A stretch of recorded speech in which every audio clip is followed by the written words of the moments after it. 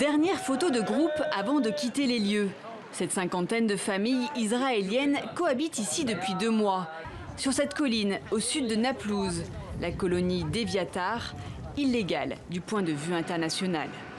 En fait, le peuple juif, durant 2000 ans, il a rêvé de revenir sur sa terre, sur notre terre, ça a été promis par notre Dieu, qu'après 2000 ans, on va revenir ici. Pour ces familles juives ultra-orthodoxes, c'est l'heure de se séparer, du moins pour un temps. Ces colons ont été sommés de partir après un accord avec le gouvernement.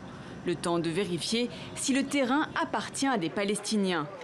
Faute de preuves, la loi israélienne permettrait de légaliser rétroactivement l'implantation. Dans la synagogue, les prières résonnent. Les colons espèrent bien être entendus par le nouveau gouvernement de Naftali Bennett. Eviatar est un test, un sujet de discorde pour la fragile coalition qui va de l'extrême gauche à l'extrême droite. Ce premier pas, relativement positif envers une colonie au cœur de la Samarie, est une bonne indication. Je prie pour que les prochaines étapes aillent dans le sens de la philosophie et de l'approche de l'aile droite.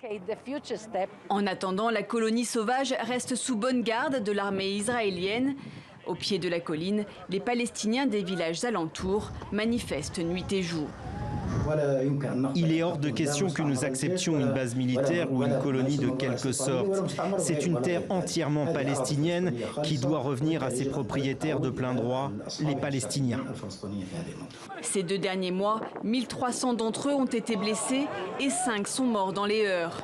Victimes d'un combat qu'ils mènent depuis 8 ans pour empêcher les multiples tentatives d'implantation à ce point stratégique, à mi-chemin entre Jérusalem et la frontière nord de la Cisjordanie.